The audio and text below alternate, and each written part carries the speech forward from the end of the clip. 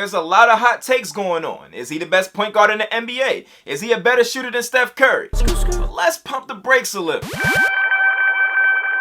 Welcome to Run It Back, where I, the kid Gowie, take 3 of the biggest NBA stories and talk my talk. The NBA playoffs are finally underway, but this isn't your average playoffs. There has been a lot of surprises taking place in that NBA bubble. The Phoenix Suns went undefeated, TJ Warren was looking like an MVP candidate, and the teams that's supposed to be getting dominated are actually giving the elites a run for their money. Which brings me to my point. This is the first time since 2003 where both number 8 seeds have stolen game 1. Do you know how long ago 2003 was? Go shorty, it's your birthday. Bruh, back in 2003, Michael Jordan had retired for the 3rd and final time. 50 Cent released Get Rich or Die Trying, and we were dressing like this. What? Yeah, a lot has changed since then. But let's not get carried away. Obviously, these 8 seeds came into the bubble ready to fight. But the good thing about the NBA playoffs is that it's a 7-game series. We all know how that saying goes. Fool me once, shame on you. Fool me twice, shame on me. Fool me 3 times, well, your ass better do something because you on the verge of going home. Damian Lillard has been on a tear inside the NBA bubble, and there's a lot of hot takes going on. Is he the best point guard in the NBA? Is he a better shooter than Steph Curry?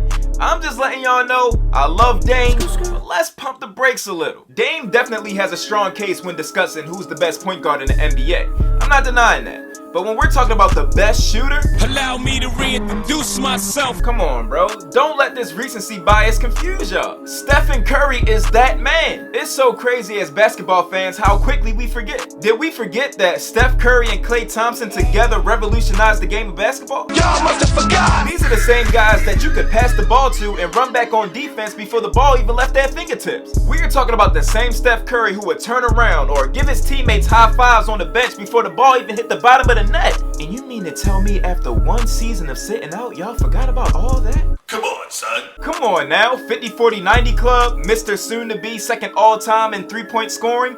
Come on now, you can go through a list of NRA members and still not find a better shooter. Yeah. So yes, Dame Lillard definitely is about that life, but come on bro, we not gonna sit here and pretend like there's a shooter remotely close to Steph Curry.